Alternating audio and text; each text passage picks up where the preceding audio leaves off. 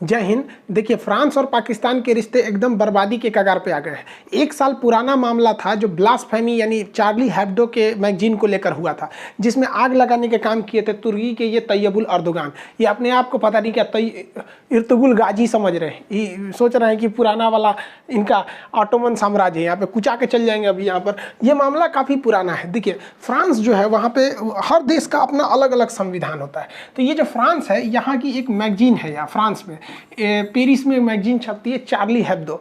तो इस मैगजीन के कुछ विवादित कार्टून को लेकर ये अरब जगत के जितने मुस्लिम कंट्री थे उन्होंने फ्रांस का विरोध करना चालू कर दिया था। तो उस समय तक कुछ हद तक विरोध चला था, बाद में वो विरोध शांत हो गया, लेकिन पाकिस्तान अभी भी विरोध कर रहा है। यहाँ पे कुछ पार्टियां हैं पाकिस्तान की जो कर रही है। देखिए, चार्ली हेब्दो जो मैगजीन है ये ब्लास्फेमी पे ज़्यादा कार्टून बनाती है। ब्लास्फेमी मतलब होता है ना कि किसी धार्मिक चीज़ को लेकर आप मतलब हास्यास्पद कर सकते हैं। तो ये फ्रांस में लीगल है, हर जगह लीगल नहीं है, तो ये जानबूझ के बनाते हैं सब।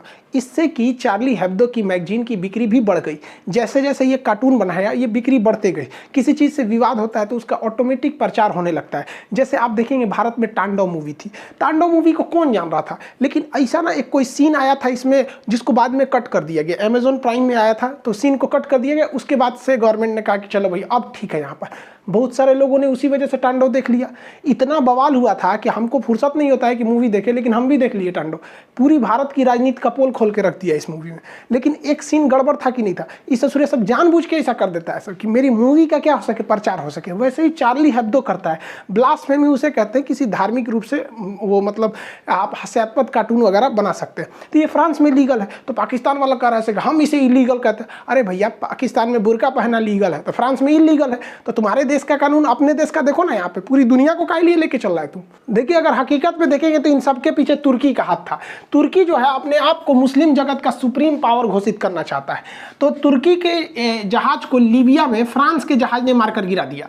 तुर्की का जहाज था, लीबिया के पास जा रहा था, तो फ्रांस के जहाजों ने मार के उसे एंटी एयरक्राफ्ट से मार के गिरा दिया। अब तुर्की पहले से भड़का हुआ था फ्रांस में, और पिछले साल 2020 में मौका मिल गया। उसने चार्ली हेब्दो के कार्टून के लिए पूरी तरह से इसने बवाल कर दिया। पूरे अरब जगत ने बहिष्कार करने लगा फ्रांस का।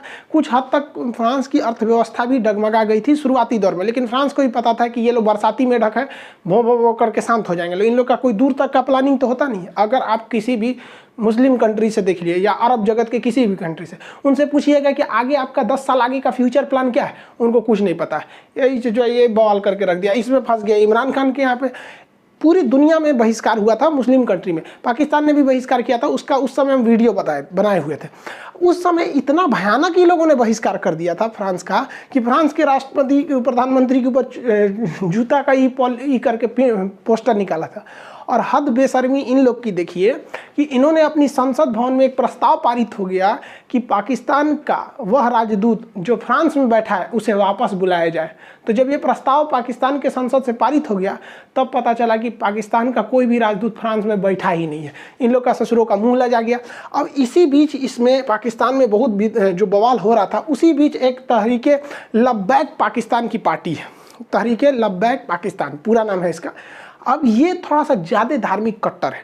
तो होता क्या है, देखिए, जो इलेक्शन होता है ना, डेमोक्रेसी, इसमें सबसे बड़ा चीज़ क्या होता है ना कि मेजॉरिटी के खुश रखो, मेजॉरिटी को अपने फेवर में रख लो, हम जीत जाएंगे। तो इस चोट्टा सब मेजॉरिटी के चक्कर में कभी सिखों के ऊपर अत्याचार करेगा, कभी ईसाइयों के ऊपर, कभी हिंदू के ऊपर, कभी जैन के ऊपर, मतलब वहाँ बौद्ध के ऊपर टॉर्चर करते रहो। वहाँ पर पाकिस्तान में तो ये कोई बहुत नया बात नहीं है।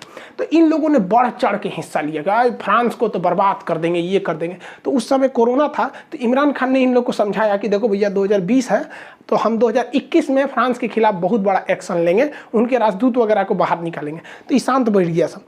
और जब 2021 आया ना तो भाई साहब ये बवाल कर दिया सर। कहा सर कि तुमने बोला था 2020 में कि हम फ्रांस के राजदूत को निकालेंगे, निकालो। 2021 आ गया भाई, एकदम भयानक हो गया। 11 को पुलिस वालों को कैप्चर करके लेके चले गए थे सब तरीके लब्बैक वाले। बाद में उन्होंने छोड़ दिया उसको।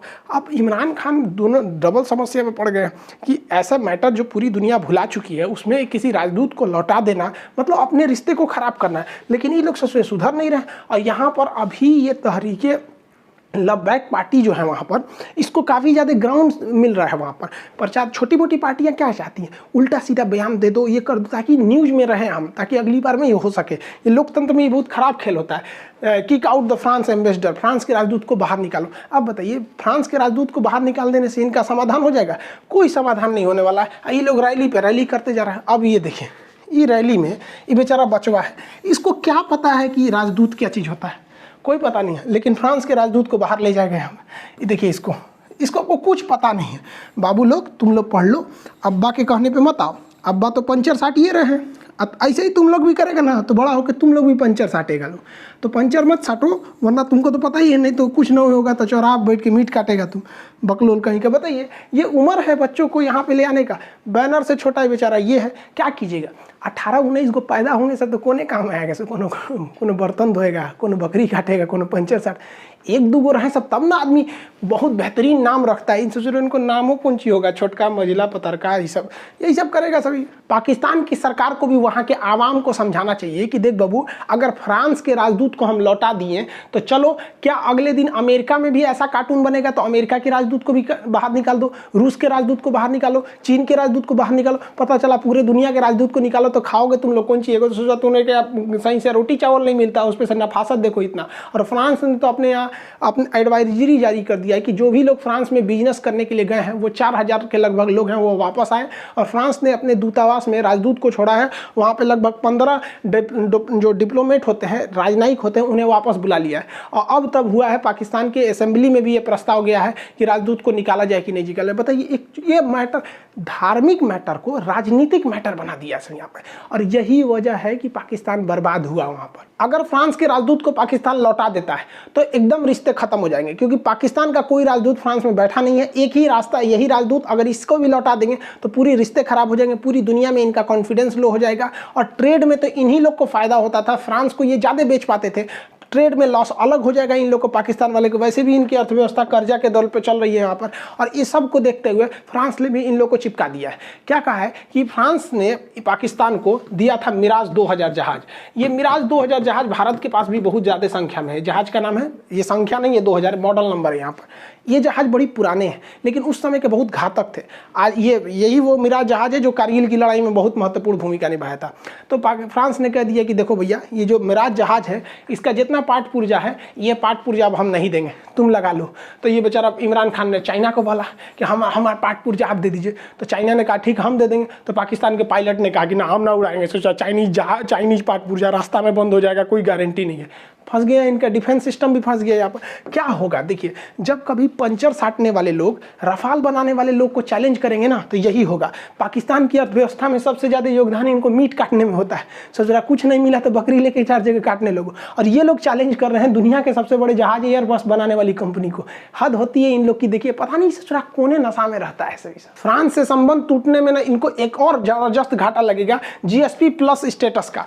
इस स्टेटस को रखने वाले देशों को यूरोपीय यूनियन में आराम से व्यापार करने के लिए सामान बेचने की छूट होती है। और अगर फ्रांस से रिश्ते टूटे तो ये लोग अपना सामान भी यूरोपीय यूनियन में नहीं बेच पाएंगे। और यूरोपीय यूनियन में नहीं बेच पाने के बाद और भी इन्हें घाटा लगेगा, क्योंकि ये हर जगह से कर्जा लेके बैठे हैं। सऊदी अरब से लिए हैं, UAE से लिए हैं, चाइना से लिए हैं, वर्ल्ड बैंक से लिए हैं। देखिए, वर्ल्ड बैंक जो होता है, international bank for reconstruction and development इसका पूरा नाम होता है। तो वर्ल्ड बैंक जो होता है, वर्ल्ड बैंक कभी भी आपको लॉन्ग टाइम के लिए कर्जा देता है, शॉर्ट टाइम के लिए नहीं। ये क्वेश्चन पूछेगा आप लोग से, तो याद रखिएगा यहाँ पे कि ये हमेशा लॉन्ग टर्म का कर्जा देता है, 15 साल, 20 साल, 30 साल के लिए। और ये किसी न किसी डेवलपमेंट के लिए देता है वर्ल्ड बैंक। जबकि IMF इससे उलट है। IMF जो होता है, ये शॉर्ट टर्म के लिए पैसा देता है, 1-2 साल के लिए देगा, 3 साल के लिए देगा। और ये कब देता है? जब आपका लेन देन बिगड़ जाता है। तो लेन देन जो बिगड़ जाता है ना, इसे कहते हैं हस्तांतरण। तो ये जब ये बिगड़ जाता है ना, कैश डिपोजिशन बिगड़ जाता है, तो IMF शॉर्ट टाइम के लिए देता है। अब बताइए, किसी ने इससे भी कर्जा ले रखा है, इससे भी ले रखा है, अब कहाँ जाएगा? तो 3rd नंबर पे इन लोगों ने कर्जा लिखा है पेरिस क्लब से। अब सोचिए, जिस कंपनी का नाम तक नहीं सुने हैं आप लोग, वहाँ से ही ससुरा कर्जा लेके बैठा है सब, पहुँचा हुआ फकीर है सब यहाँ पर। और अगर फ्रांस से रिश्ता बिगड़ा ना, तो ये पेरिस क्लब वाला अपना $11 बिलियन का इनसे कर्जा वापस मांगेंगे सब, तो इनको सब चीज़ बेचना पड़ जाएगा अपना। देखिए, पाकिस्तान के जो जालीदार लुंगी छाप मौलाना हैं उनको ये बात नहीं समझ में आ रही है कि पाकिस्तान के लिए फ्रांस कितना ज़रूरी है। देखिए, ये यूरोपीय यूनियन है, यूरोप वाले अपना एक यूनियन बना के रखे हैं, ये अपने यूनियन के हिसाब से ही काम करते हैं, जो यूनियन से पास होता है वही करते हैं। इन लोग का बहुत तगड़ा है यूनियन, ये यूरोपीय यूनियन। इस यूरोपीय यूनियन में ब्रिटेन भी था, लेकिन ब्रिटेन इस यूरोपीय यूनियन से अलग हो गया है। अब बात आती है, अब इसमें पावरफुल बचा कौन? तो इस यूरोपीय यूनियन में अब पावरफुल बच गया है तो केवल और केवल फ्रांस बच गया है, क्योंकि फ्रांस अब एकमात्र यूरोपीय यूनियन का देश है जिसके पास वीटो पावर है, वो किसी भी प्रस्ताव को यूएनओ में जाके रोक सकता है। इसलिए अभी जो बचे हुए यूरोपीय यूनियन के देश हैं वो ज़्यादा संबंध बनाना चाहते हैं सब फ्रांस के, क्योंकि यूरोपीय यूनियन वालों को पता है कि इसके पास वीटो है, अस्थायी सदस्य है, सेना में पावरफुल है, कभी भी हमें जरूरत पड़ेगा तो फ्रांस हमारा साथ देगा, वो साथ नहीं छोड़ेगा, क्योंकि ब्रिटेन तो अलग हो गया है। अब बताइए, इन पाकिस्तान वालों का यूरोपीय यूनियन में कर्जा ले रखा है इन्होंने, यहाँ पर ये व्यापार ज़्यादा करते हैं और ऐंठे हुए हैं ससुरे फ्रांस से। फ्रांस का राजदूत ये लौटाएंगे तो ये यूरोपीय यूनियन पे दबाव बनाएगा कि इससे सामान मत लो, प्रतिबंध लगा दो। इससे ससुरा खाए पिएगा सब कहाँ पे? और इसी का तो इंतजार कर रहा है चाइना। चाइना तो ससुरा इन लोग को ऐसा ना भिखारी बना देगा ना, 1 रुपया फ्री नहीं देता है, सब चीज़ कर्जा में देता है। तो जाके वहाँ से ले लो ना, चाइना में सामान बेच दिया आप। सीपी इसी सड़क बनाए, जीडीपी से ढेर पैसा उसी में लग गया। तो पाकिस्तान को समझ में नहीं आ रहा है भैया, यूरोपीय यूनियन में उनको टक्कर देना फ्रांस को बहुत ज़्यादा घातक हो जाएगा। और हमारे लिए तो अच्छा है भैया, तुम लड़ते रहो, हम लोग को क्या दिक्कत है। फ्रांस में तो हमारे वायुसेना प्रमुख फ्रांस के दौरे पर गए हैं और अभी 6 और राफाल आ गया यहाँ पर, अभी और राफाल आने वाला है, सोचिए। और पाकिस्तान के लोग, आप इस गलतफहमी मत रहिए कि हमारा इसमें कोई मतलब हम लोग का इसमें कोई योगदान है। आपके यहाँ जो भी खरमंडल मचा है ये वहाँ के जालीदार लुंगी छाप मौलानाओं की वजह से हुआ है। हम लोग वसुधैव कुटुंबकम वाले हैं। हम ये नहीं कहते हैं कि फ्रांस का गला काट दो, इसका गला काट दो। हमारे लिए सबसे पहले हमारा देश होता है, देश के बाद हम समाज देखते हैं, इंसानियत देखते हैं और बाद में हम धर्म देखते हैं। आप लोग की तरह नहीं कि अपने धर्म लो बाकी सबको काट डालो, ये सब नहीं होता हम लोग के लिए। हम लोग मत सोचिएगा कि हम यहाँ पे, हम तो भारत सरकार से कहते हैं कि पाकिस्तान को टेंशन देना है ना तो जोधपुर के पास यहाँ फ्रांस को कुछ 6 महीना के लिए एगो वायुसेना का अड्डा दे दीजिए। इससे चुरा टेंशन से मर जाएगा सब पाकिस्तान वाले कि वहाँ से भगाए, तो इससे चुरा खोपड़िया पे ले आके बैठा दिया हम लोग को। पाकिस्तान जो अपने धर्म को बहुत आगे बढ़ा रहा था ना, इन लोग को अपने धर्म लेके डूब जाएगा। वहाँ इन मौलानाओं का बोलबाला हो गया है। हम आपको इनकी हकीकत बताते ये कितने पढ़े लिखे होते हैं। 5 रुपया फीस दे के मदरसा में पढ़े हैं। अब आप खुद सोचिए, अगर आपका बेटा पान खाएगा तो आप अपने बेटा को क्या कहिए? शाबाश बेटा पान खाया है, थूको थूको। हम कटोरा लाते हैं, थूको। आप 2 तमाचा मारिएगा, साला पान खा के क्यों आया है। लेकिन ये लोग, इन लोग को अगर घर बुलाइएगा ना तो सब मौलाना पान खा के आएगा। थूकने के लिए आओ अस्सलाम वालेकुम, थूकने के लिए जाइए तो चलम की थूक के कहेगा कि हाँ हाँ अब क्या काम है। अरे यार, तुमको डिसिप्लिन नाम का चीज़ नहीं है। एक टीचर के पोस्ट पे हो ना, तो टीचर को क्या पान फूंक के जाना चाहिए, सिगरेट फूंक के जाएगा? नहीं, वहाँ इन लोग को नहीं समझ में आएगा। सब पान खाएगा वहाँ पे, क्या संस्कार सिखाएगा, यही होगा। और हर बात पे देखो, इन लोग को समझ में आता है कि दुनिया जो है ना फ्री फायर है, पबजी है, और ऊपर वाला अल्लाह बैठ के खेल रहा है, हम सब लोग ऐसे ही से मरा रहे हैं। कोनो बात पे कहेगा सब जो करता है अल्लाह की मर्जी से करता है। तो पाकिस्तान में जो बर्बादी हो रही है ना, अल्लाह की मर्जी से हुई है। 1971 में जो तुम्हारे 93,000 फौज हारी थी ना, अल्लाह की मर्जी से हारी थी।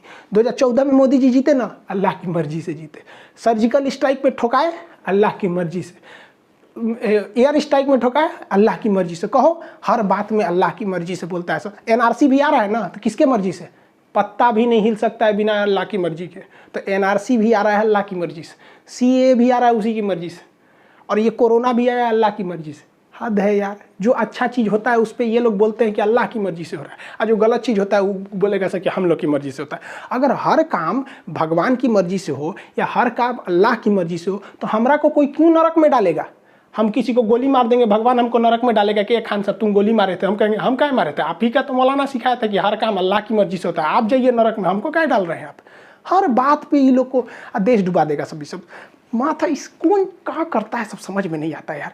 ये 5 रुपया फीस दे के पढ़िएगा तो यही होगा ना। शिक्षा सस्ती होनी चाहिए, लेकिन इतनी भी सस्ती कर दीजिएगा ना तो यही हाल हो जाएगा। देखो भाई, पाकिस्तान वाले मौलाना साहब लोग, आप लोग को हम कैसे समझाएं? हमारे यहाँ हिंदुस्तान में भी यही होता है, जब इंसान असहाय हो जाता है ना तो खुद को तसल्ली देने के लिए कहता है कि सब तो किस्मत का खेल है, सब ऊपर वाला। देखो भाई, ऊपर वाला भी क्या करता है ना, हम लोग को बुद्धि दे दिया, समझदारी दे दिया, इंसान को सबसे बुद्धि में श्रेष्ठ बनाया, उसके बाद कहा कि तुम अपने से डिसाइड करो ना कि क्या सही है और क्या गलत है। अब हर चीज़ ऊपर वाले को छोड़ देना कि जहाज भी वही लैंड करा रहा है, बाकी एयर इंडिया को ऊपर रखा है, इंडिगो को उड़ा रहा है, स्पाइस जेट को उड़ा रहा है, ये सब वो थोड़ी कर रहा है, ये तो सब आदमी ना कर रहे हैं सब। इसको हर चीज़ उस पर थोप देना, ये गलत है। तब तो पता चला सुप्रीम कोर्ट में किसी का मुकदमा है, कहिए महाराज इसको क्या सजा सुना रहे हो, सब ऊपर वाले की मर्जी से हो रहा है। तो थोड़ा सा मॉडर्न लाइए, खुद में शिक्षा लाइए, ताकि अच्छा लगे। मेरी बात आपको बुरी लग रही होगी, लेकिन हम बोल ही रहे हैं आपको बुरा लगने के लिए। अब सुधर जाइए तो हमको बोलने की क्या जरूरत है। अब बहुत सारे हिंदुस्तान के लोग को भी बुरा लगता है, तो भाई ऐसे लोग जो बुरा लगता है उनको हम क्या बोलेंगे, हम बोल देंगे तो आपको बुरा लग जाएगा फिर। तो ये आप लोग समझिए, शिक्षा बहुत ज़्यादा जरूरी है। शिक्षा से दूर रहेंगे तो यही हाल होगा, अपने भी डूबिएगा, देश को भी डुबाइएगा। इसलिए पढ़िए लिखिए, थोड़ा अपडेट कीजिए खुद को। खैर, पाकिस्तान कुछ मूड बनाए या ना बनाए, फ्रांस ने तो पूरी तरह से पाकिस्तान को तलाक दे दिया है। तलाक तलाक तलाक। अब आप जाके यूरोप वालों से हलाला कराइए, अपना कोगो से हलाला कराते हैं, फिर अपने देश को बचाइएगा। आई होप आप समझ गए होंगे। थैंक गॉड या खुदा, आपका बहुत बहुत शुक्रिया है जो हमको हिंदुस्तान में पैदा करके भेजे, वरना इन जाहिलों की भीड़ में जाते मर जाते। आपको मिलेंगे नेक्स्ट क्लास में। जय हिंद।